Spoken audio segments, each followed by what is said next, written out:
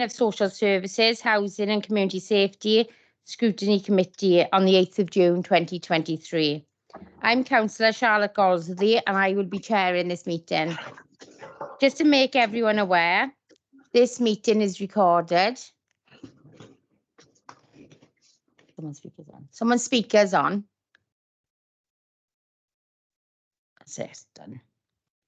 Please can you ensure that your phones are switched to silent for the duration of the meeting and that your microphone are muted when not speaking. If members wish to speak or ask a question, please could you raise your electronic hands or physical hand in the chamber. Also, for those in the chamber, please use your microphone when speaking. For the purpose of the next agenda item, which is declarations of interest, I can confirm we have chosen to scrutinise Cabinet agenda items 7, 8 and 9. Members will also have received a supplementary agenda for the Cabinet Board containing 2 items circulated on Monday.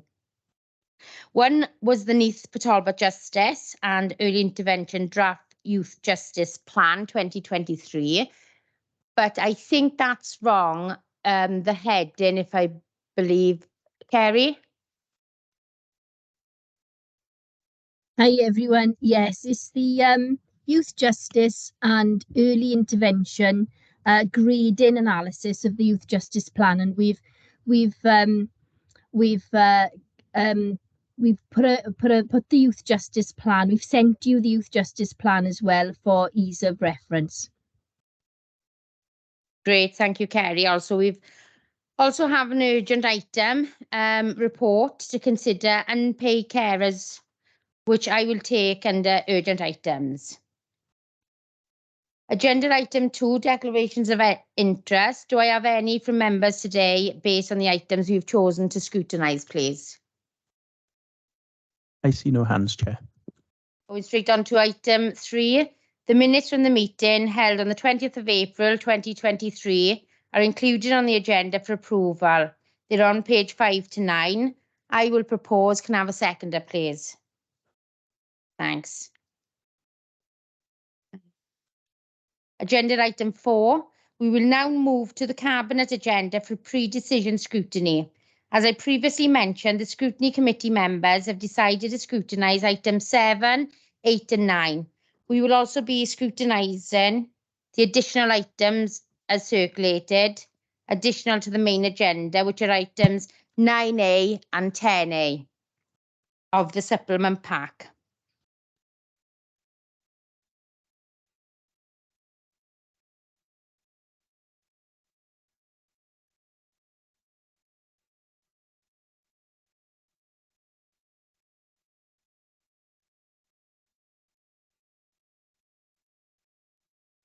Right, now going on to the Cabinet papers. Obviously, we welcome, I can see someone is representing Titarian here today. This report here is for monitoring only. Officers and representatives of Titarian, would you like to add anything to the report today? Thank you, Chair. If I just give a quick introduction to Linda Whitaker, who is the Chief Executive of Titarian. So as our largest registered social landlord, Titarian are a key partner in our work to resolve and alleviate homelessness and also in supporting our communities. As such, we thought it would be helpful to provide Cabinet members with an overview of the work Titarian has undertaken in 2022 and 2023. So I'd like to just hand over to Linda Whitaker, Chief Executive of Titarian, who's kindly come today to provide an overview of the paper and also take any questions. Linda, may I hand over to you, please? Thank you very much, Shalay. Thank you for inviting us to present a paper to you today. I really want to just talk to you about how we have kept our promises around building as many new homes for people within the borough, and the type of homes that we're building is very much based on what the local authority are telling us is the greatest need. And we do work very closely with you when we are looking at developing any new homes. So within the last 12 months, our our main flagship is the redevelopment of the county flats development on the Aberavon seafront, as well as bringing all of the current properties up to what is known as EPCA, so that they are much more environmentally friendly, and in terms of energy use, they're much at a much higher level. We're also adding another 53 homes into that development. And anyone that's been up there will see that that's already starting, and the first 2 blocks have now been updated and additional units used. What is really important about it is that we're not demolishing. If you demolish, then you are actually releasing a significant amount of carbon into the atmosphere, and that is something that we're very much opposed to unless it's absolutely necessary. So by doing the redevelopment, we are reducing the carbon, but we're also building new homes. Now, the ones that we're building are actually being built in the old metal box factory. So they're coming from the metal box factory. It was only 6 miles down the road. So in terms of the embedded carbon of all those new properties, that is also as low as you can pretty much get. So they have raised interest right the way across the country, people, and in England as well. People are very much interested in what we're doing there. And I think that as a borough, it is something that I think is being really well recognised as a borough that is keen on making sure that environmentally friendly development is continuing. So we're looking at 53 extra there. One of the things that was important is that we look at considerate constructor, excuse me. And so we are a considerate constructor, but we've gone for considerate constructor gold, which is the highest award that you can get. And that means that you're working very much with the local community and keeping them informed of what you're doing, but also making sure that that the site is always very tidy, clean, and that the disruption to the local community is at a minimum. The Considerate Constructor Gold Award has 45 different elements that have to be assessed. And we had notification within the last week that it has been assessed, and we've actually had 45 points. They have marked us positive on every single one. And what they're telling us, it's very rare to do that. And certainly within Neath Talbot, it's never been done before. So, I think that, we are really trying to push the boat out and show that actually as a constructor, you can do everything that is wanted. So we're doing that. We'll also probably look to do it on the Pant Celedd site in Margam, which is developing 25 new homes there. Eagles Bush, which is just off Meadow Road in Neath, will be looking at finalising 52 new homes there. And for those of you that know the Big Cam in Neath Town Centre, we completed the redevelopment on that within the last year, and that was 10 new homes. And we received homelessness grant to complete that in conjunction with the local authority. So that's all up and running now as well. And 2 other redevelopments that we're looking to do that are at the first stage of planning at the moment is the flats at Rofton Bungalows, and they will be hoping to redevelop 30 new bungalows there, and also the Eagle House in the centre of Port Talbot, and that again will be producing new flats for the area too. Alongside what we're doing in construction, what we try to do is maximise the employment opportunities for local people as well. We use local suppliers, but it's about employing local people as well. So although we've taken on 4 new apprentices this year, we obviously have apprentices who are ongoing, but 4 new ones this year. What we look to every contract is that our contractors will take on people as apprentices as well, so that we maximise the ability to employ local people there, as well as our Copper Foundation, which has now been running since 2016. We initially thought that we might run it for 3 years, so it's obviously considerably longer than that.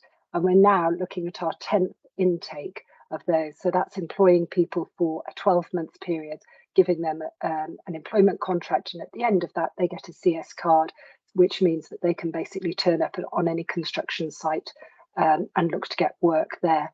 And we work with them to make sure that they get permanent employment at the end of that 12 months.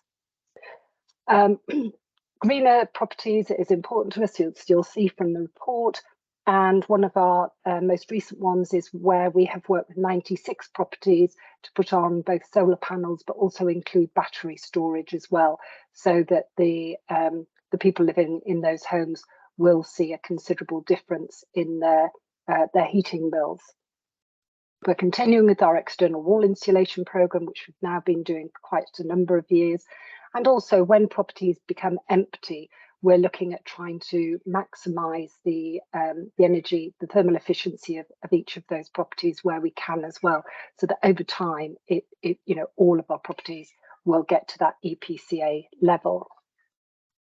Working with our tenants, we have been trying in the last 12 months to really increase the number of tenants who are able to engage and give us that tenant's voice. Really, it's absolutely crucial. What we're doing is what tenants want, and having undertaken a full and open and transparent recruitment process, we've actually appointed 2 new tenants to our board and another tenant who is sitting as a co-op D on our committees, knowing that actually some current board members will be leaving within the next few months, so that that tenant will also join our board when there's a vacancy quite soon.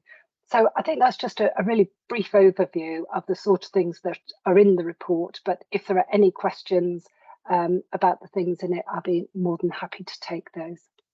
Thank you, Chair. Thank you, Linda. I think we got one question for you, and that's Heath Davis. Councillor Heath Davis. Thank you, Chair. Hello, Linda. If we ask this question, please, what's the relationship and process between county councillors and Taitarian in representing members?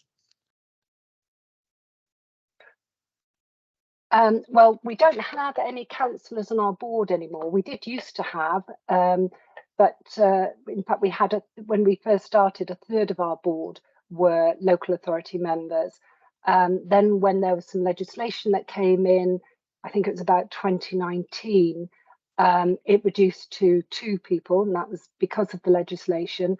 But then the local authority chose to actually take those 2 members off our board.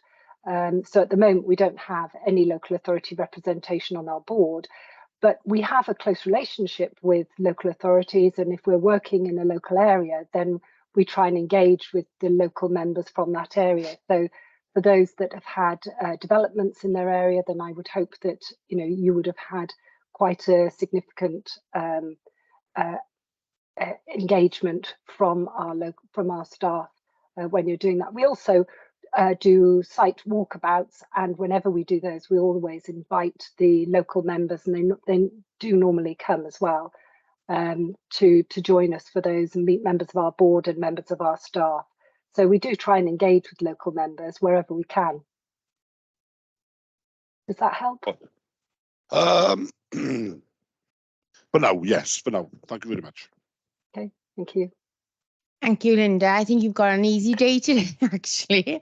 I got to be honest, just obviously from my point of view, I've always worked, as you know, really, really closely with Taitarian, and I've got fantastic personal relationships with lots of them as well. I can't fault you. I get excited about loads of your projects.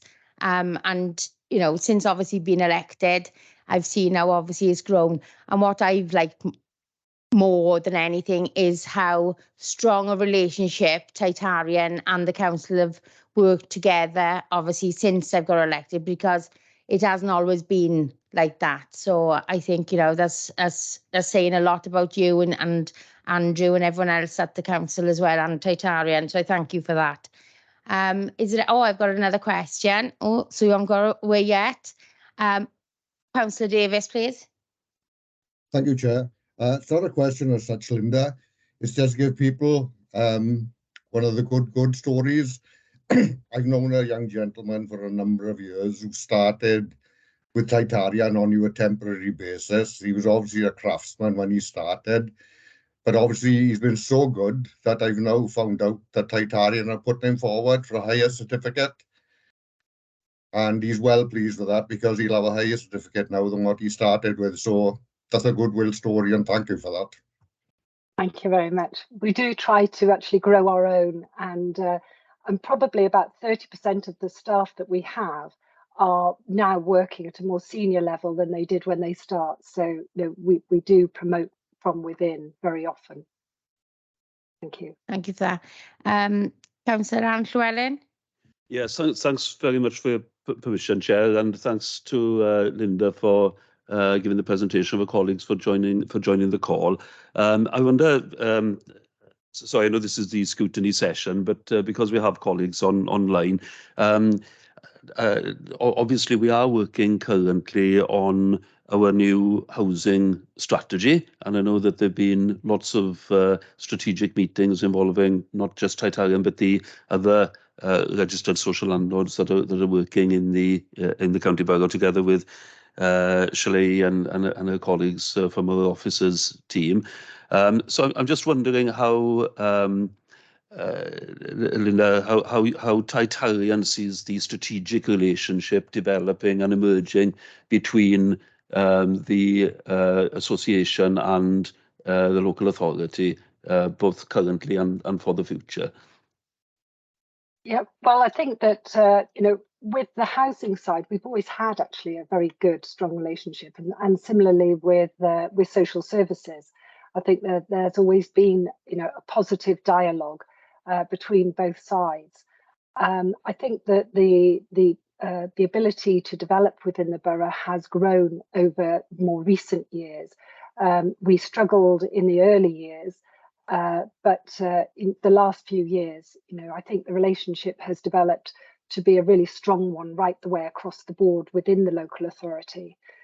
We work closely with the other RSLs who operate as well, so Pobble, Coastal and Caradic as well.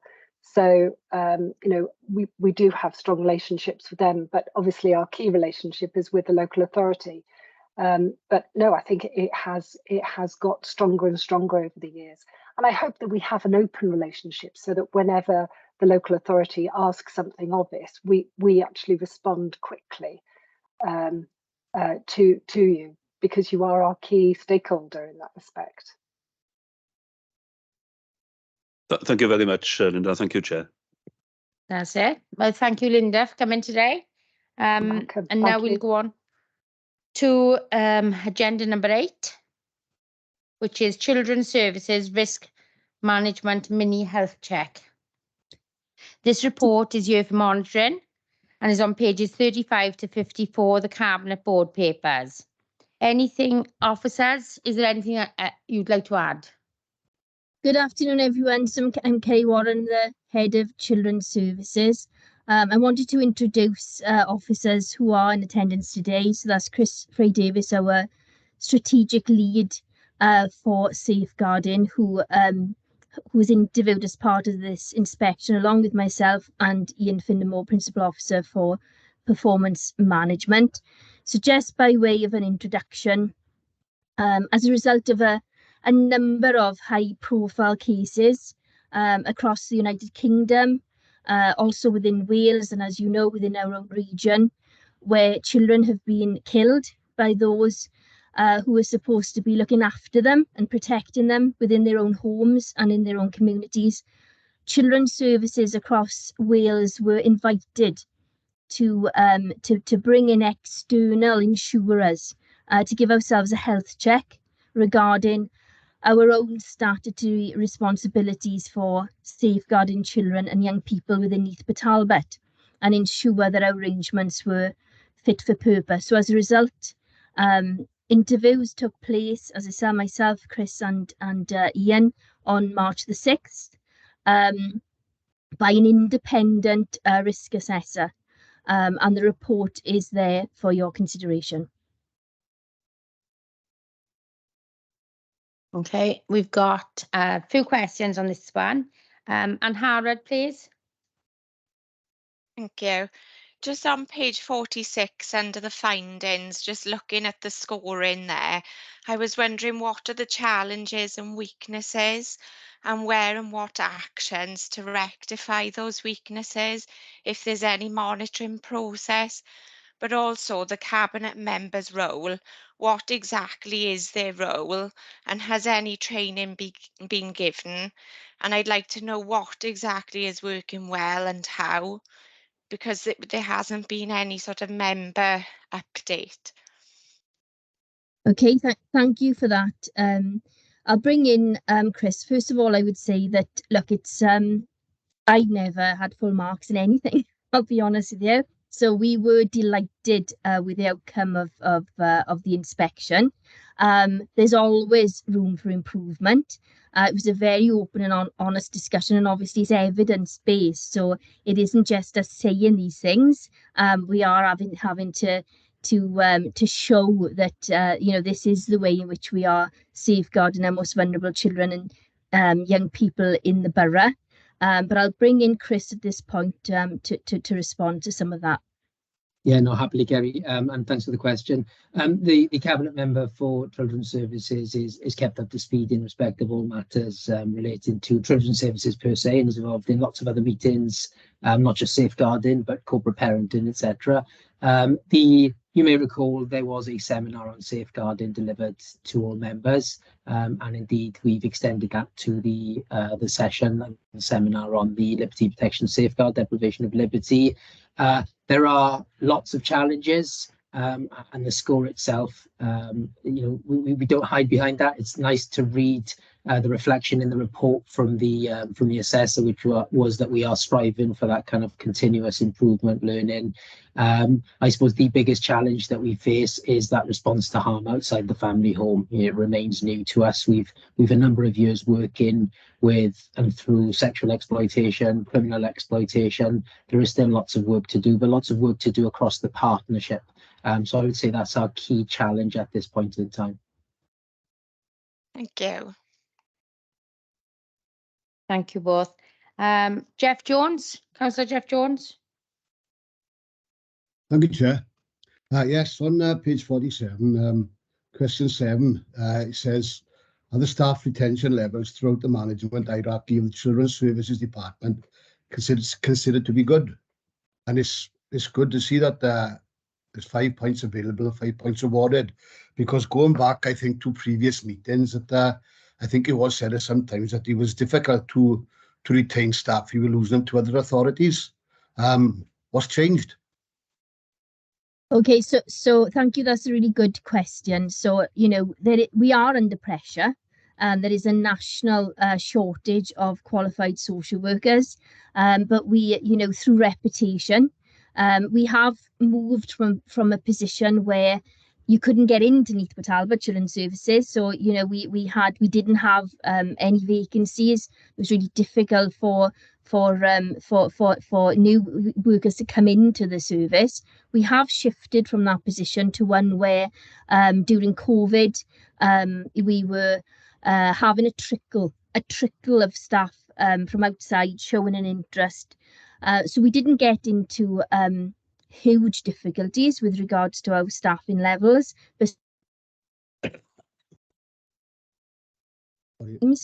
I'm pleased to report that since COVID, you know, as part of our recovery, once again, we've seen things settle down, and we're seeing experienced staff as well as newly qualified workers wanting to come and work for Neath. And I think a big part of that has been the market supplement. So we've had the support of the council to give that uplift to all qualified workers and managers within Neath Talbot Children's Services. And that has made a massive difference. So within the region, you will see quite acute difficulties with some of our neighbouring authorities being unable to fill those vacancies, and also being unable to recruit from outside. Thank you. You want to come back in there? Yes, thank you. Yeah. Okay. Thank you both. Do you want to come back, Jeff? That's okay, Charlotte, for now. Thank you. Okay. I've got Councillor Alan Lockyer, please. Thank you, Chair. Yeah, it's probably more of an observation than a question as such. I mean, I'm pleased to see that you've only got 2 workers which are not full-time with the agency workers. That has been a problem in the past, and I'm glad that's been sorted. I suppose as much as you pat yourself on the back with this report, it's a bit like an MOT, isn't it? I mean, it's only valid in social services, anyway. It's only valid on the day it's had. But I mean, and you've got to be a blooming good service, which I'm pleased to say that you are, and that you handle on the fly problems, because it can change in a flip of a coin, can't it? Social services, you know, your lack numbers or the actual problems you've got can change so quickly within the service, and it's pretty obvious that that's been looked at and maintained and made sure that should any problems come in, you're dealing with them straight away. So I'd like to congratulate you on that. It is an incredible report. It looks like Chris's mother wrote it, actually. There's so many good marks in it. But no, I mean, I would like to personally congratulate the team and all the workers and all the staff for keeping together, and Andrew and Kerry, etc., all the heads of service, to making a service is to be proud of, and it is to be proud of. You don't get reports like this every day. So although you might think it's sort of getting to be a bit run of the mill now, it isn't. It's only there because of the service being of the quality it is. So I'd like to personally congratulate you and put that on record. Thanks very much. Yeah. Thank you, Councillor Lockyer. Well said, Alan. I second that as well. Jeff, you want to come back in? Or is our legacy hand?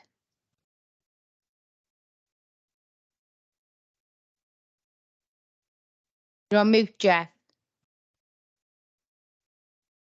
Sorry, Chair.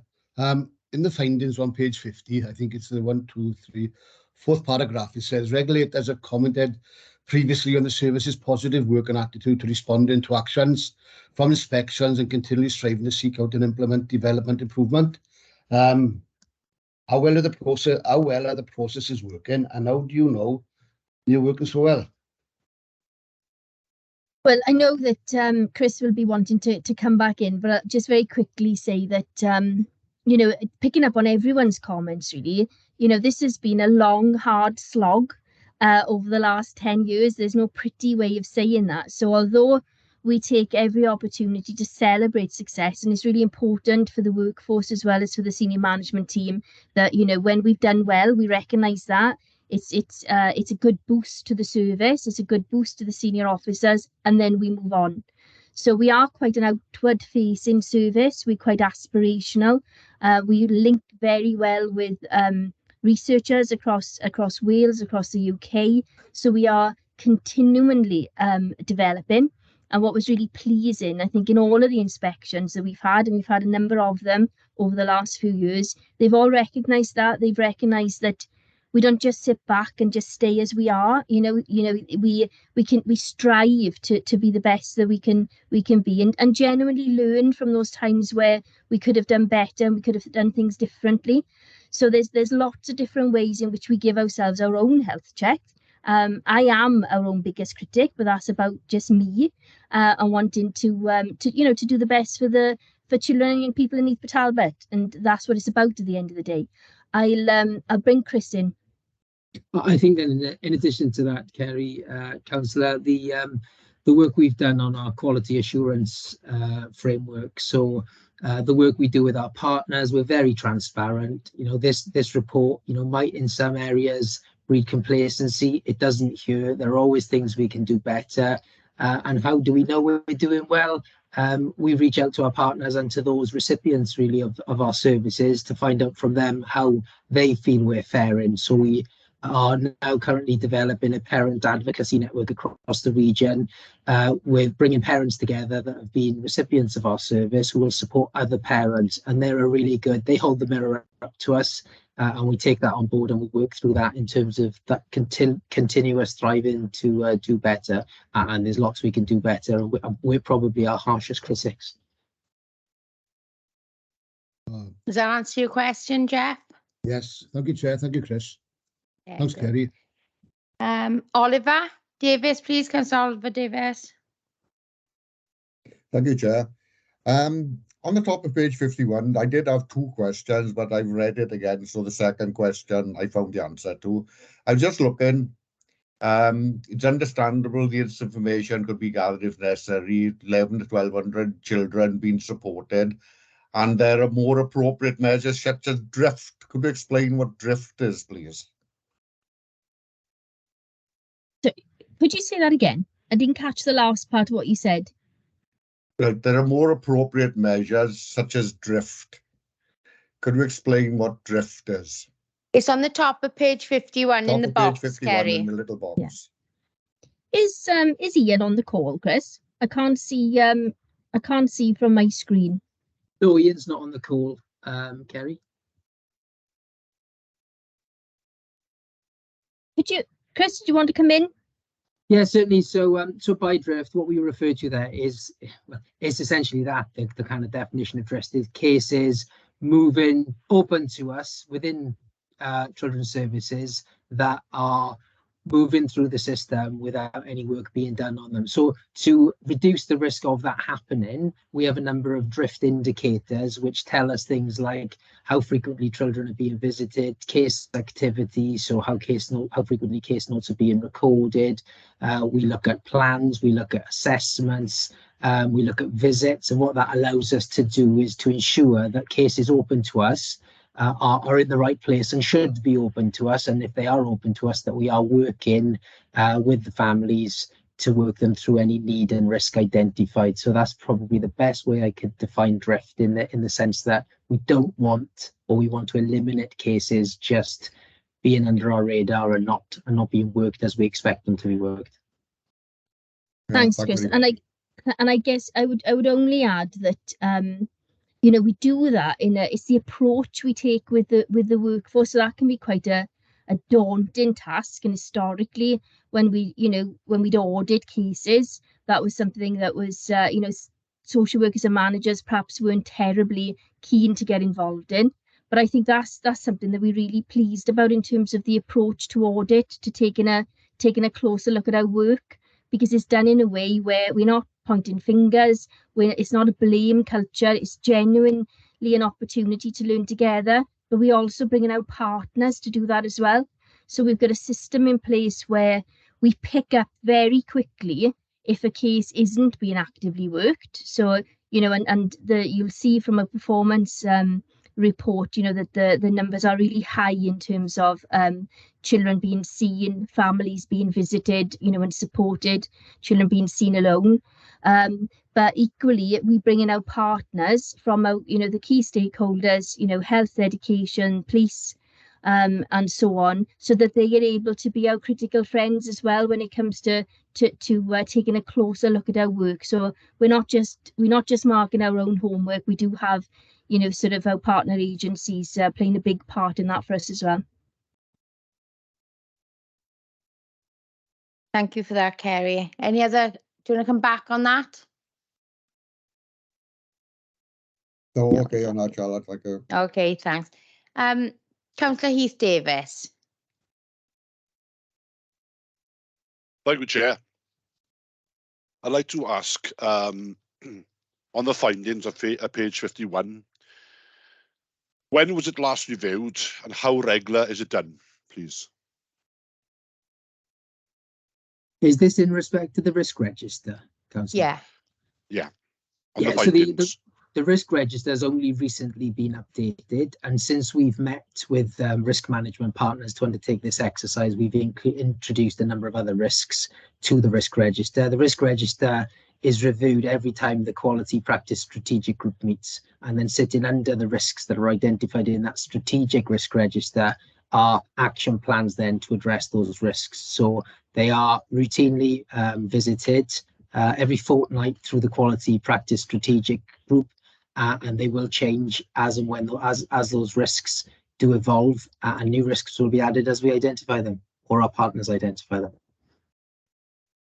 Okay, thank you, Chris. Thanks both.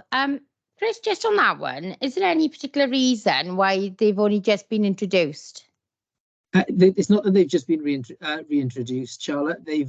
We've had that strategic risk register for some time. They've recently been revised because the corporate centre had revised the guidance on the strategic risk register. So we've got with the programme in terms of bringing everything over to the new document, and in so doing have revised them and make sure that they are looked at on a regular basis and reviewed. Oh, great. Thanks, Chris. Oliver, have you got another question there? I read the report again, Charlotte. I found the answer to it. Right. Is that the question you had on page 52 about the complaints? It was, yeah, the 34 complaints. But when you read it again properly, I can see where the score of 5 came from. Right. Okay. No problem. I think that's all. Anyone else got anything to add to that? Okay. Just bear with me. Just let me find my place again. Right. This report obviously is for monitoring purposes only. So we just note the report. Okay. We go straight on now to agenda 9. And this is information sharing in respect of the National Review of Care Planning for Children and Young People. Okay, so if I just set the scene. So this is an inspection. This report has been written in a letter form from CIW, but it's the outcome of an inspection in terms of the public law outline. And I just wanted to set the scene before I bring in the principal officers who'll talk in more detail about what that means. And that's Victoria Smith, who's our principal officer for Looked After Children, and Maria Selby, who's principal officer, who leads on the public law outline for us in Neath, Talbot. And I was just going to briefly talk about going back really and picking up on some of the things that we've already just mentioned in the earlier report, and that's going back to 2012, where I've called it a long hard slog, but it's been the 10 years of us recognising back in 2012 that we didn't have the right infrastructure in place for those children that we were most worried about. We were in a position, as you know, where we were outliers in terms of the number of children we had looked after, the number of children that were included on the Child Protection Register, and the number of children that were in the pre-proceedings, where we were the most worried and on the edge of going into court proceedings with regards to those children. If the numbers are that inflated and you have an overheated system, then, you know, when everything is a concern, when everything is a risk, then nothing is, because you're not managing anything well enough or safely enough. So back in 2012, we organised ourselves and we made sure that we had a front-loaded system where we spend a long time talking to social workers and their managers about what is it that we need, the most important information that we need to work out what happens next, the next steps for children and young people where we're concerned about the standard of their care. So we made sure that whenever we met, and we met on a weekly basis, and we've kept those arrangements up, that we had a front-loaded system that included the most up-to-date assessment on children and young people, the most up-to-date care plan, evidence of recording, and most importantly, evidence that we have supported families. We've met with them, spent time with them, and put in support services to help support them and reduce the risks to those children and young people, to reduce the need for us to come in and intervene in a more serious way. Obviously, the more serious way being that we are so concerned that we would be making recommendations for children to be removed from their families' care. So the PLO, the public law outline, is essentially where you've done that work. The assessments have been completed, the support has gone into families, and we are still we haven't been able to reduce those risks sufficiently. They've either remained the same over a prolonged period of time, or they, despite our best efforts, they've continued to rise. And we are meeting a threshold to meet with our lawyers, and we have a very good relationship with with our legal team, and I know Stacey Cole couldn't be here today. She was a big part of the inspection, but Craig Griffiths is here. And we meet with Stacey and her team and the principal officers involved in supporting those team managers and those social workers, and bring those cases in a very organised, front-loaded way into that arena to talk about those cases. Essentially, the biggest point is to avoid going into court proceedings. So families, we will be discussing those cases in some detail and working out the best approach to meet with those families with their lawyers, and they are legally represented, to avoid the chances of going into court proceedings. The principal officers will talk in more detail about what that looks like. But I guess what we are more than satisfied with, pleased with, is that has been a consistent approach for us across Neath Talbot Children's Services for the last 10 years.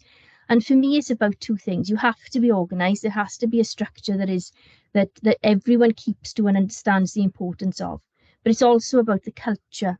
It's about the approach. And I've only ever worked in local authorities, probably where there's been one or the other, where they've either been very well organised and structured, but quite process-driven, quite risk-averse, and haven't spent enough time considering the workforce and the support to officers and to families themselves.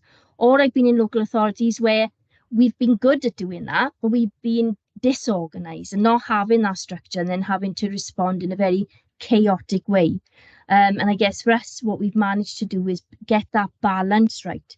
And that's meant that we have drastically reduced the number of cases where we've had to enter into these pre-proceedings arrangements and go into court proceedings. They have, I think, within the first couple of years, we'd reduced the number of care orders by 2/3 within Neath Talbot, and they've continued to be very low. I'm going to be quiet now and let the principal officers in, because I'm conscious that I'm going to be talking about things that they've already planned to talk about. So I think it's Maria coming in first. Thank you, Kerry. Good afternoon, everybody. So Kerry's spoken to you about what pre-proceedings public law outline is, better known really as PLO, or we call it pre-proceedings. So for us, it's a big decision for us for families to enter pre-proceedings, and it's not taken lightly. There is real rigour in the system in Neath Talbot, in that a social worker and a team manager will ask for a case consultation with a principal officer to ask whether a case can go to legal surgery. The principal officer will make sure that everything has been completed, such as assessments, and that every service has gone into those families before even going to legal surgery.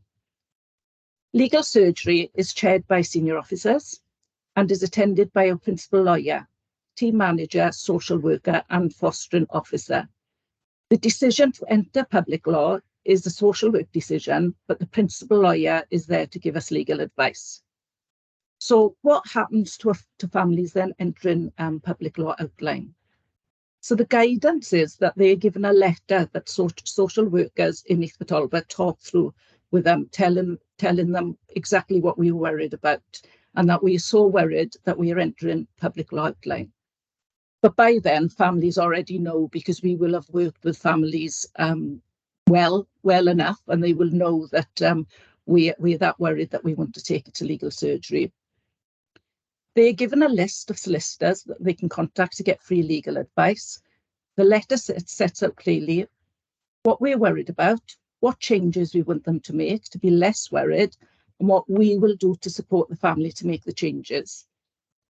So we set up a meeting with the family, their solicitor, team manager and social worker, and our solicitor, to talk through the assessment process and plans. We often also at that point look at expert assessments, such as psychological assessments if needed, psychiatric assessments maybe for parents with learning difficulties, and possible drug and alcohol testing. PLO is a 16-week process, and to avoid drift, we do ask for a midway review to reassure ourselves that everything's on track and that the work has been completed in a timely manner. Over the years, we have reduced the number of cases by making changes much earlier, really, as Kerry mentioned. We currently have 11 families subject to PLO and 9 families in care proceedings. I'm going to hand you over to Victoria. Victoria is going to talk through kind of the process that we went through within the inspection. Thank you, Maria. Good afternoon, everyone. So, as Kerry's already said and Chris had said, in Children's Services, we have an embedded audit quality assurance programme, which is led by Chris, our safeguarding lead, and that gives us a health check and ensure that practice is maintained to a high standard. It's something that is positively embraced by the service, and everybody is involved in the audits, from social workers to team managers to us as principal officers as well. We've continued to develop a skilled workforce, and we do set the bar high for practice. So when an inspection does come around, we're cautiously optimistic, but inspections are always anxious times for us. As part of our quality assurance process as well, we also have a dedicated lead for participation and engagement. And we currently have plans in place, along with the work that Chris has already described to you today, to work with families through the engagement and participation team who have gone through that PLO process to obtain direct feedback from them, to reassure ourselves about how we're doing and to ensure that families and children and young people understand the process that they're going through and what is expected of them. So a little bit really about what happens when we do have an inspection, what goes on behind the scenes. We are given advance notice for an inspection and the scope really of the case, the type of cases that they will be looking at when they come to visit us. So then we do come together as principal officers, along with team managers and social workers, to look and consider those cases, to make sure that we put our best foot forward really, and that all information that is available on the case file, and that the work that's being undertaken with those families is actually demonstrated on the case as well. And as we've also already talked about, we have good relationships across the partnership, and it's about speaking to multi-agency partners as well to get an independent view of the case. And that's based on a sort of a sound, trusted relationship that we do have, and based on experience. So for this particular inspection, we were asked to put together a presentation. So we put together quite a comprehensive presentation that talks through all of what you've heard really, right from that starting point to the work that we'd already put in place, and the actual work on the ground of how we were working with families through to our aspirations really to take it forward into the future.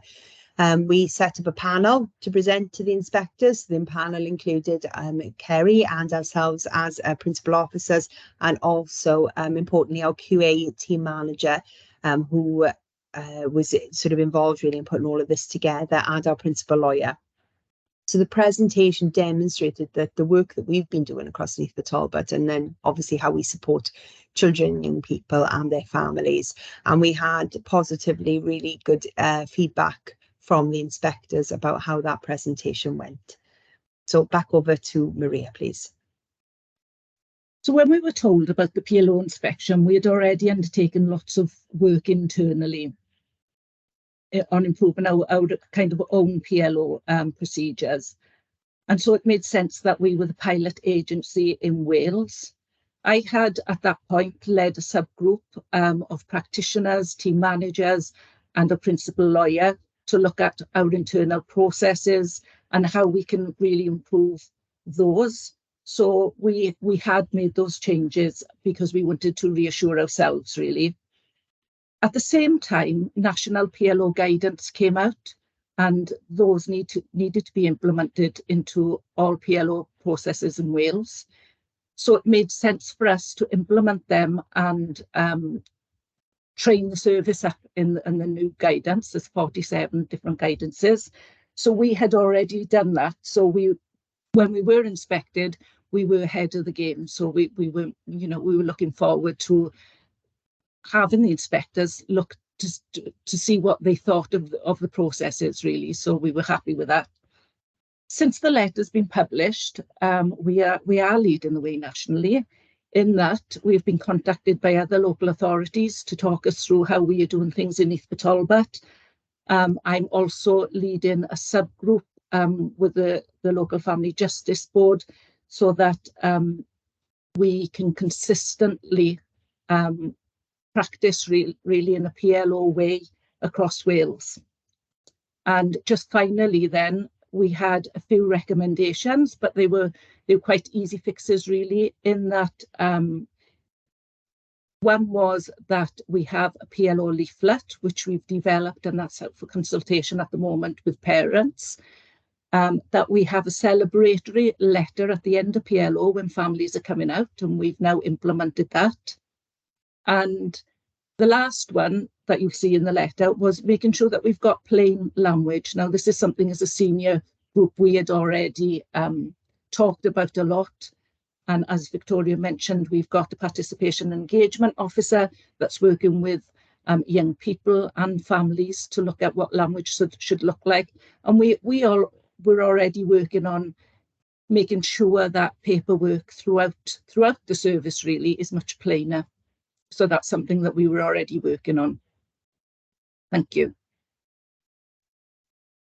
We thank you for that to the both officers, and we're happy to answer any questions.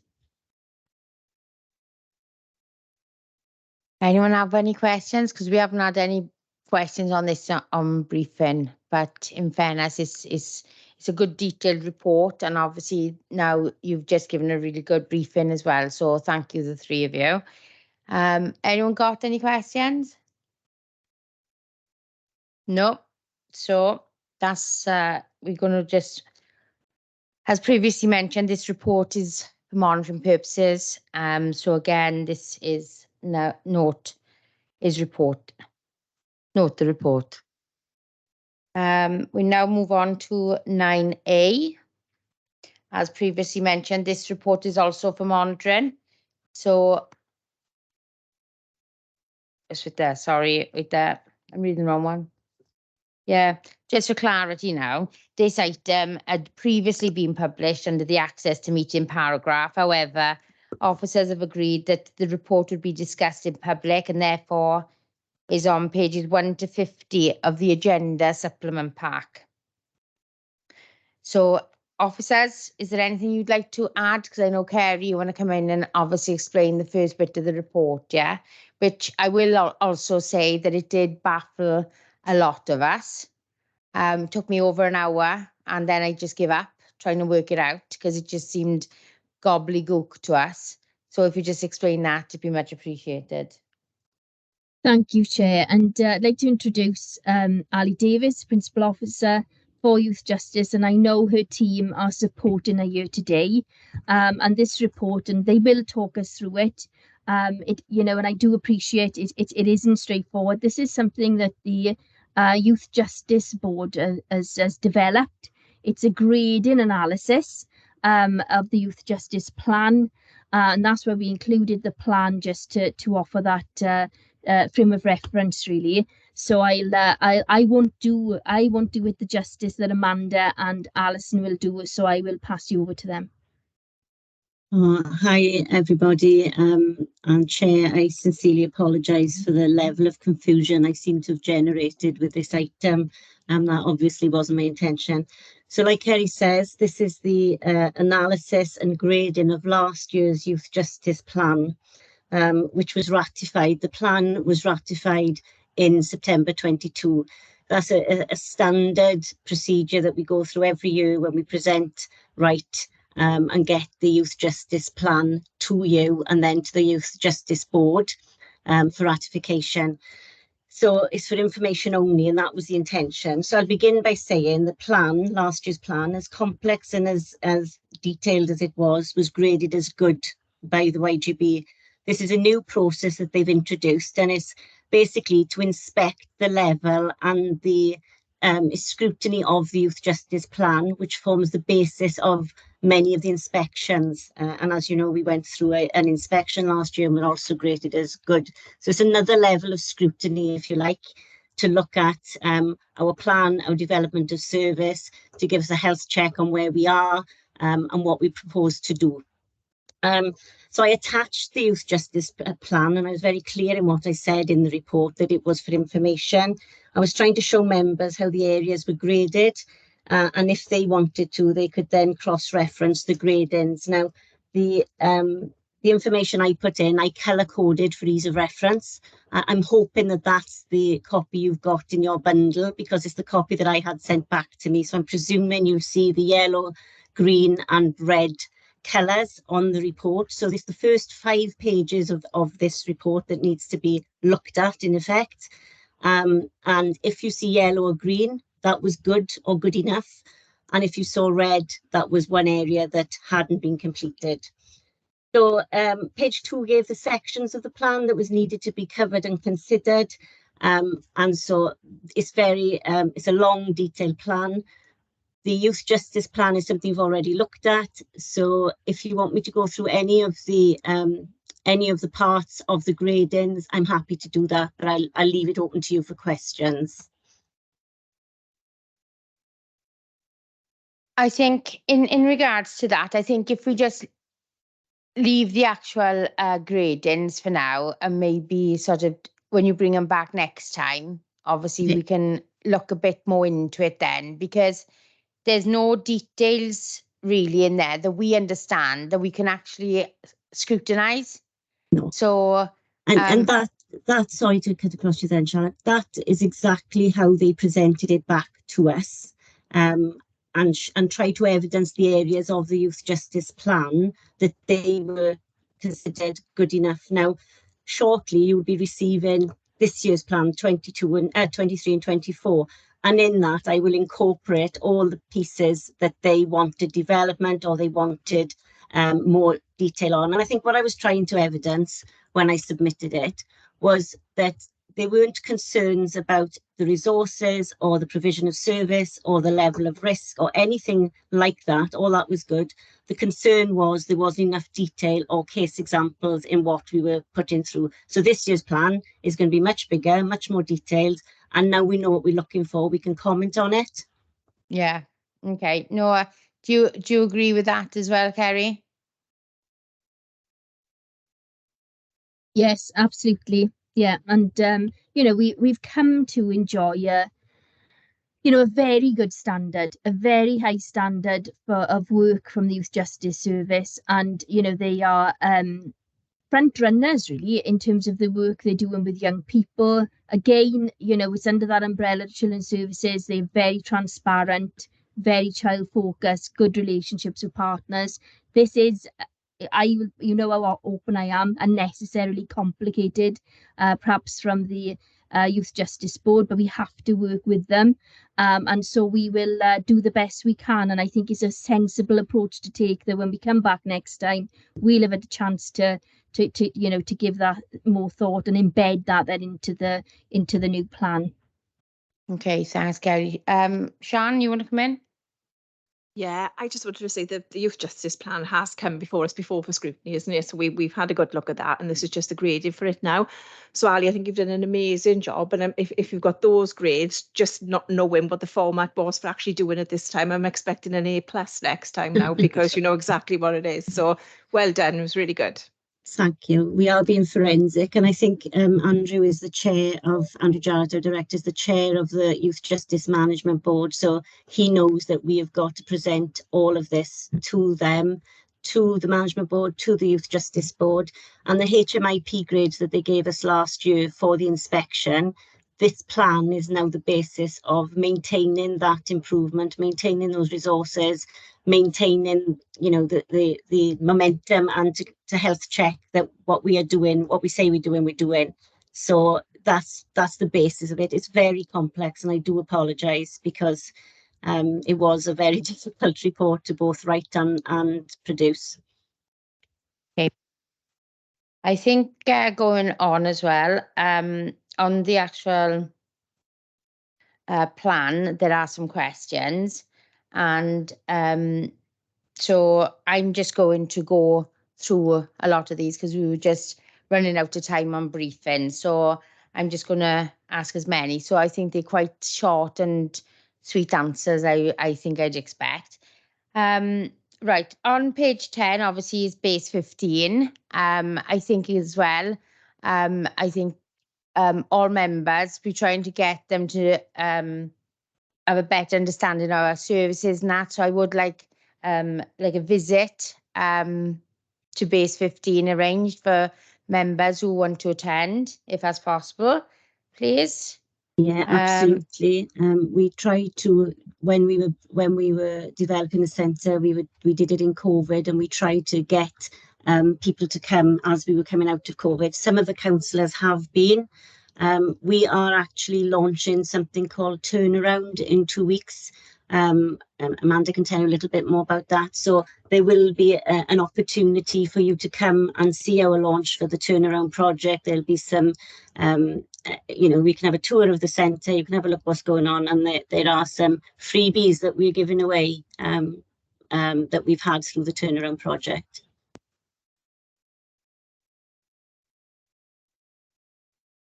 I'll send that invitation over to you, Chair. Brilliant, thank you, Al. Right, on page 17, when it says about the child first, do you have figures when it says about particular needs and capacities, rights and potential for the child, recognising all of that? What systems you got in place to support those, obviously with ASD and NDD? Okay. Which is neurodiverse development. I just done that biggest mistake, denying autism for members who didn't know. So I'll smack myself for that. Okay, I'll hand you over to Amanda. We're doing quite a bit of work on that at the minute, and there's some current cases that we are working closely with. So I'll hand you over to Amanda Turner, the operation manager, for that answer. Hiya. So for every young person that comes through to our service, they all have an assessment that considers the impact of any additional learning needs on that young person. Obviously, we plan then interventions to support the young person accordingly, looking at their social development, academic development, and then sort of their ability to engage with others and understand and communicate themselves. We do have a range of interventions to support young people. So initially that would start with the speech and language assessment by the therapists in our team, who would then work quite closely with schools. They produce a report and would go through the report with schools to look at what additional support might be required for that young person within the classroom environment. They would also then work closely with the young person and the parent themselves to implement some strategies to help that young person. For example, if they had some needs in regards to expressive language. We have got a speech and language assistant as well, who can deliver, one-off pieces of work with young people, or more intensive support to try and develop their speech and language needs. Recently, for example, with 2 young people that have a diagnosis of ASD, so autism diagnoses, we have referred to Outside, which is a specialist provision for young people with either autism or Asperger's. So we've commissioned psychological assessments, and then from there on in, they're delivering targeted interventions with the young people and their family to help them understand their autism diagnosis and how that impacts on their own behaviour. In terms of other things, we've got an education worker in the team who has full access to the education database. So we know what additional learning needs a young person has when they're coming into our service, and the individual development plans in place. And we work quite closely with schools to be part of that IDP. Additionally, then we have a whole other range of services that Ali's referred to in terms of our innovation that we can engage young people in to develop their social skills. So we have hairdressing, like maintenance, music projects, etc. And we've also just recently signed up to ASDAN, so we can support young people to complete lower level qualifications as well, alongside kind of anything that they're doing in school or for the post-16 provisions. And we are currently working quite closely with our education partners to look at identifying young people at a much earlier point to do that preventative intervention to prevent them coming through the criminal justice system, and looking at an alternative to exclusions. And when a young person comes through where we know there are additional learning needs, we do support them at every point of the process. So that would be in the court, in the police station, through appropriate adults, making sure the police officers are aware of any needs that they have and how that might impact on interviews, providing bail support. So for a young person who's released under investigation or through bail, and we would support them then during that period, and through the court, showing them what the court environment would look like in advance of going to court, etc. So we are pretty attuned to working with young people with additional learning needs, and have got a range of resources in place to support them. In terms of figures, Carl would have that. We gather that information through Carl on a quarterly basis. Right, if I can just come back for there. Rather than the additional learning needs, I'm on about the behavioural of obviously things like ADHD and that. And obviously, how's that? Because obviously you mentioned 2 with autism, 2 with diagnosis. What about those who have traits? Because currently there's 3 to 6 weeks waiting with CAMS, for 28 months waiting for the NDD service. So, Yeah. So, do you get in quicker or not? No, we can. So obviously young people that have traits, those are identified through our speech and language therapists, and then they will liaise with school to initiate the pathways. Often they would do it themselves if that isn't something that school feel is appropriate, but we haven't got any impact on sort of the waiting list around those services. Okay, thanks on that. Oh, bear with me. I have my cord has gone off. Right, okay. Right, on page 19, I think it's 19. Yeah, 19, I think.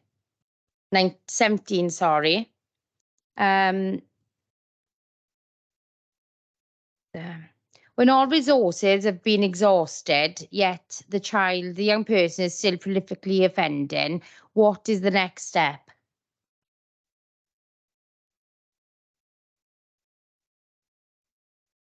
We have, sorry, Ma'am, go on.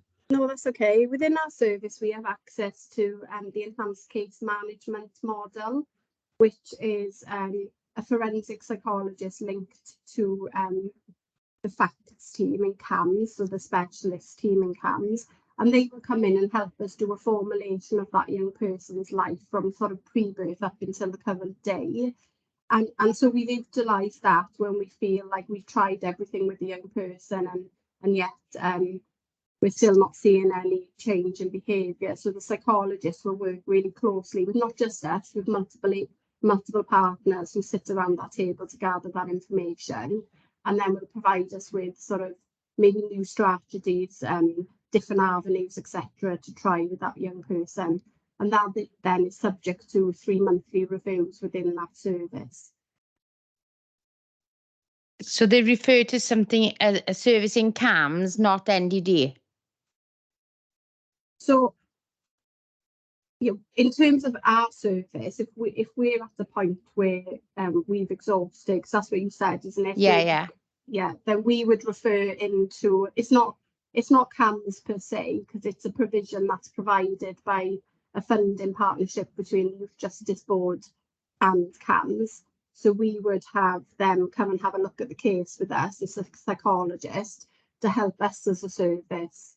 Right, okay. Understand how we can work with that young person in a different way.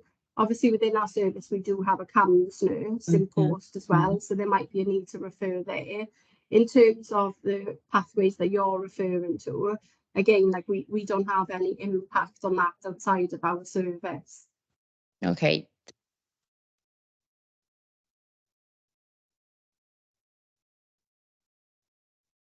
This is page 18. When obviously doing like outcome focus interventions and things like that with families, agencies, do we have data on like obviously an analysis done obviously on the background of their families and everything else? No, obviously I can see your faces. So it's like obviously if there's obviously long problems coming from obviously families, whether there's obviously links with drink and alcohol and drugs or something like that. So go on, Amanda. No, it's fine. I still say, yeah, we do have analysis on that information, and Carl can maybe come in and explain a bit more about it. Following the last inspection, we break that down into each area of our service. So we do an analysis of those that come through our service on prevention, bureau, and then the court arena, to have an understanding of the backgrounds of the young people that are coming through it, whether there's any sort of characteristics within their circumstances that would make them more vulnerable to come into our service in the first place. Yeah. So for example, we look at drug and alcohol use, look at accommodation status, sort of mental health, additional learning needs. So we do gather a whole range of information. Carl, I don't know if you want to come in and expand on that a bit more. Yeah, no, we do sort of break down the 3 areas of our work in the bureau arena, the prevention arena, and court itself. There's a range of sort of headings that have come through from the management board over the last sort of year or so that have asked for that type of information, which is far more than we used to gather historically from just the Youth Justice Board figures. So yeah, as Amanda said, there's a range of sort of headings that every young person who comes in goes through, and then we present that information then to the management board on a quarterly and then on an annual basis, and that information then will start to go through into the plan. Great, thank you. I see. Sorry, Charlotte, can I just come in? Do you want to come on? Yeah, come in, Ollie. And just say, previously our information was mainly quantitative. Now it's qualitative as well. So we get the narrative around the children. So you're always seeing the child first, and someone who's involved in youth offending second. So, you know, it's very, very child focused, and those narratives support everything we do going forward in terms of presentation at the management board. And also they'll be a big part of the Youth Justice Plan again this year. Okay, great. Thanks. On page 19, there's a quote from a young person saying, "It's helped having someone to talk to and have helped me stay out of trouble. I have listened to the advice they've given me." Would anyone actually know if that person has reoffended since, or have they been good? Oh gosh. It's all right, I'm going to be honest now, Charlotte. If you'd asked me last year when I wrote the plan, I would have known. But I don't know. Worry about I can't remember which child it is in this plan at this moment. Don't worry. I can find out if you need that information. No, it was just out of curiosity. It was. In the page 19 as well at the bottom, it says about how young people do not want to be talked at or about. They want to be seen, heard, believed, and respected. Do support workers then also embed into the child as well that's also got to be earned? It's a two-way relationship, because obviously you know, you earn respect in life. So because obviously that bit wasn't this, it's more about obviously the young persons didn't want this, that, and the other. It's just the fact of we don't know as members what obviously how the support is to them, you know. So we're just keen to know about that. So we are a trauma-informed service. So our first port of call is listening to and believing what young people have said. Part of that is providing boundaries and guidance, and you know, expectations of behaviour. Sometimes we've got to get into contracts with young people about behaviours, what's expected. But I would say that, and I'm sure Amanda will back me up here, that everybody who has got an intervention worker, those intervention workers will have training. They're not just let loose on young people, and that they will understand it's a two-way process. And young people will be, hopefully, will learn that as well as they come through the system. Some of them come to us, they're very traumatized, they're very frightened, and we've got to unpick those layers first, sometimes before we start laying the law down, if you like, in terms of prevention cases. The ones that come through the court, sometimes it's easier because those court orders are in place and we know what the boundaries have got to be. Okay, great, thank you. Bear with me.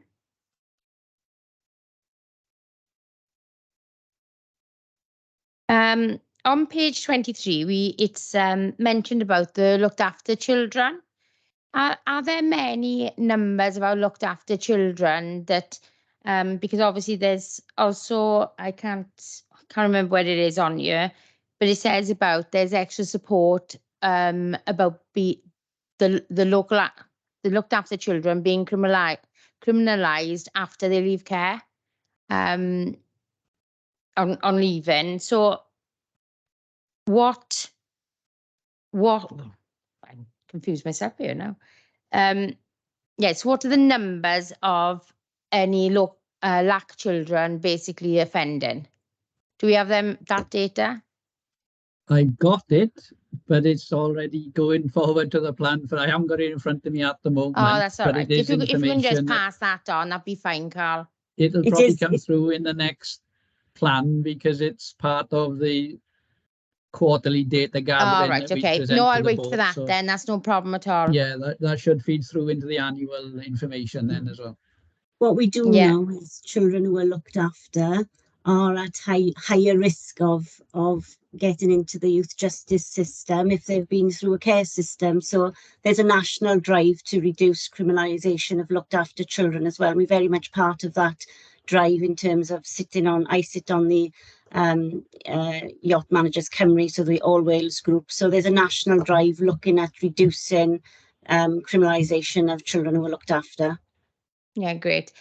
Also notice there's a link in here as well about the Welsh Government published All Wales protocol on reducing criminalisation. That it just jumped out to me really, that because it was in another conversation I had with Kerry with autism this week actually, is about sometimes there's Welsh Government documents that are published, but we never know of them if we don't obviously follow. I don't know whether it's our role to follow Welsh Government stuff as well, mine, but it would just be useful sometimes if you're aware of them documents, that they could actually be circulated to members to read, because it would be interesting if we obviously had them, we'd read them and then we'd obviously have them, so we wouldn't have to read them then with the report, which is big enough, if that makes sense. Yeah, totally. And that's not agree. just That'd on be this one, this is across the board, this says. I think that's really useful. Yeah. And to be honest with you, the rest of my questions, because there are quite a few more, but I'll take them outside the meeting now, because I've done quite enough questions today. And they're fine. So let's have a look. Where am I? Yeah. So again, this is for monitoring. So we note the report. And now we will go back to scrutiny, agenda item 5, the forward work programme. This is just for noting, members will be receiving a forward work programme session shortly to populate it further. Members, I would like also to put forward that we have a task and finish group on special impact bonds. I'm going to now hand over to Tom, who will provide you with scrutiny advice. Hi, members. So, Chair, thank you very much. As the Chair has mentioned, that she would like the task and finish group. What I'll do is I'll arrange a separate meeting to allow yourselves as members to consider and agree to the task and finish group itself, along with the scope of the task and finish group and the terms of reference.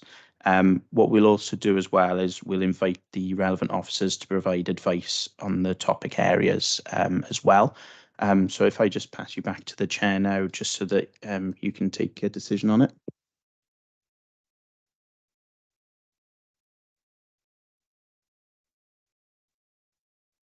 Oh, my mic, I thought it was me wrong then.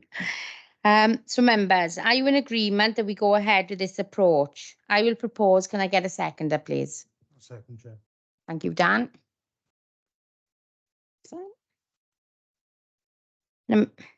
Agenda 6, urgent item is unpaid carers. This report is here for monitoring and is on page 51 to 82 of the agenda supplement of the Cabinet Board papers. Officers, would you like to say anything further, please? Thank you, Chair. I'll give a very brief introduction and then I'll pass to Sarah Waite, our Principal Officer for Community support, prevention and early intervention, to provide an update on the work that Sarah and her team are doing to support unpaid carers. So the report is for information only, and it's in two parts. The first part provides an update, as I've said, on an internal review that we've undertaken in the support we provide to unpaid carers in Neath, Talbot, and Sarah can elaborate on that shortly. And the second part of the report is to inform committee of a forthcoming review that we will be undertaken by the Ombudsman's Office, known as the Ombudsman's Own Initiative investigation into how we undertake adult carers' needs assessments in Neath, Talbot.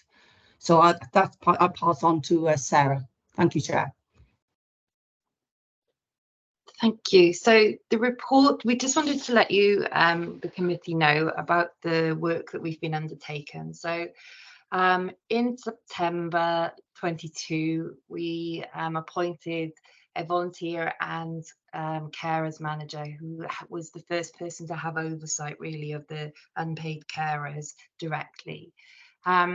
In order to get a viewpoint, I think, of the work that was currently being delivered, we started a review. It was a desktop review of our adult unpaid carers provision. And this looked at our data, internal processes, and included asking staff their initial thoughts on our current process. As a service, we currently commission out our adults unpaid carer support, and that's commissioned to the Neath Talbot Carers Service. And just to clarify, this review wasn't undertaken to look at their processes. This is very much our in-house look at our internal processes. The commissioning out to NPT carers is quite unique in the sense that other areas in Wales either provide it in-house or do a hybrid model, a mixture of in-house and external commission support. So we're the only one that actually commissions out all of our provision currently. As of the end of March 2022-23, 235 carers assessments had been completed. And this is an increase of the 2 years previous, and we are now back up to our pre-pandemic level. And I think we're almost on par with that at the moment. So that's 235 carers assessments. Of those 235 assessments, a quarter of those have been transferred into care and support plans. So they're where there is an identified eligible need for a formal care and support plan. So that could be for the provision of respite or a direct payment. So anything that needs social care sign-off, review and support. The 3/4 remaining of those assessments actually have been provided by the really good work that the carers service are doing in the sense of their prevention and early intervention, their IAA provision, their short breaks and the grants that they offer. One of the things that we have found though, as we've been going through this, is that with some, we feel some really quite simple changes to the process, we could actually make the offer to our carers even better. So at the moment, what we found is that there's there's a disjoint between the information being collected on our Oracle, so that's our social services system, and what the carers service are collecting. So we need to tie that up and streamline that process together so we can have, we can capture and evidence all the really good work that's happening, preventative work, which is being held in the carers service information. We've also got a look at care plans. So the care plans at the moment are being developed, but they're being developed in the name of the cared for. So there's a little bit of, and that systems process, it's the IT system that we've currently got doesn't actually allow us to separate them. So I think as part of the work with the new IT system in adult services, this is part of the work that we're going to look at and hopefully now be able to shape so carers can be identified in their own right. There is a little disconnect between adult carers and young carers in a sense that the youth service are doing an excellent piece of work with young carers, but we don't tend to track them through transition. So when the young carer becomes an adult carer, for example, sometimes we lose that information. So there's work there for us to just strengthen those areas. In the report, you'll see there's some key challenges, and part of that is the separation of commissioning. So at the moment, adult services commission the carer service, children's service commission the carer service, and the youth service. So what we are looking at is how do we make sure we all know the big picture of what's happening, and as I said before, we can track those young carers through into adulthood, so we're not missing anybody that we're working with. Not saying we are missing anybody, but because we're separate, it does give more opportunity. There is something around access to support. So at the moment, the carer service undertake our carers assessment. And actually, as part of this, carers who are coming to us, usually at a point of crisis, that's usually when they present to us, we're not as responsive as perhaps we could be to their needs. And what I mean by that is that sometimes we put them through into the carer service and then the triaging process can take time. So we need to strengthen our triaging both at the carer service and internally. So we're able to provide that IAA support really quickly and timely to the carers. At the moment, there is as of the end of March, there was a 3-week waiting time for a carer's assessment in the carer service to be completed. We know that that's about to be worked on, and we knew there were some delays with that because they were administrating some grants towards the end of March, which had to be completed by the end of the year. So I guess our next steps in the work that we're going to be doing is going to be to strengthen the areas where we can see there's opportunities to make the pathway stronger. We're going to have a look at the service level agreement with the carer service. We're going to look at bringing in and strengthening that triage option in the clusters. And when I say clusters, it's the social work clusters, so the Upper Valleys, Neath, and the Avon clusters. Because we have a carers development officer, and she's going to be working with the networks to support them in the IAA offer, and to look at helping them to identify and triage people so that they're getting to that preventative support or community support at an earlier opportunity.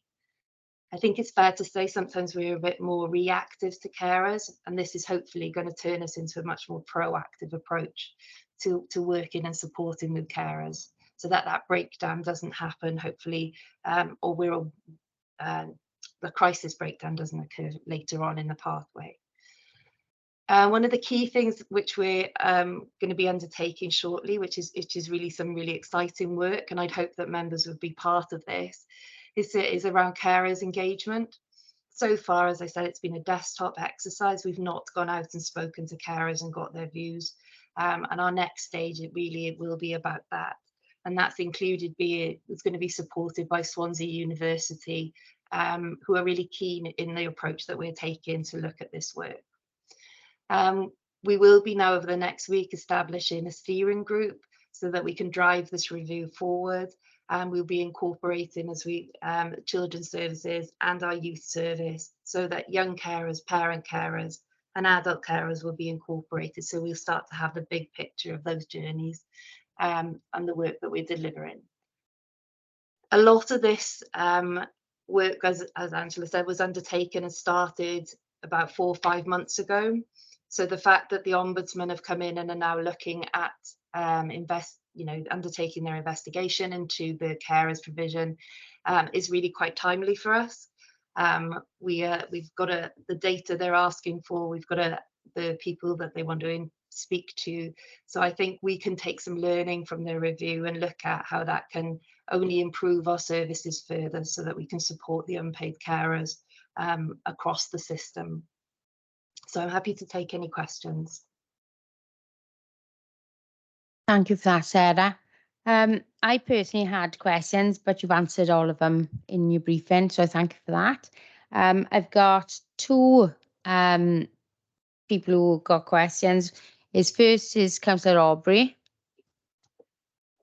It was just for me really to get a better understanding on why the carers' needs are not being met and why they don't have information on time and they're not aware that they're being assessed or that there's any written assessment. So at the moment, the processes that we've got in place aren't as robust as we need them to be. So we think a lot of that work, well, we know a lot of that work is happening. What we're not capturing is the data behind that. So we're not able to report on the numbers. So we know that carers are being offered their carers assessments. We know they're being offered their carers rights, and we know they're being sent information. It's just our internal processes and some of the carer service we need to strengthen to capture the work which is actually happening. Okay, thank you. Andrew, you want to come in? Yeah, I think, thanks, Chair. I think that's a really good question from Councillor Aubrey. And I just wanted to make sure that members were under no illusion that we're in a really pressured position as far as the services that we deliver to carers are concerned. So my assessment is we probably haven't fully recovered from the issues that we had during COVID around how we supported carers. And that's because of a variety of factors that we've already discussed with committee around, you know, the difficulties with staffing across the board, the huge pressures that are on adult services in general. But there is significant work for us to do in this area, and I just want to congratulate Sarah on the start that she's made on that, and to say, Chair, that probably you'll want to call a report back in probably in about 6 months' time. Because as I say, I think this is an area where we're not doing as well as I would like. Yeah, I agree with that, and obviously that's noted. Yeah, great. Dan? Yeah, you've already touched on the question I was going to ask, really. Given the expected growth over the next 7 years, what mitigating measures are you putting into place? Because obviously you said there's a 3-week waiting list for triage. Obviously that's going to increase. I was just wondering what you're doing working on that area. Thank you.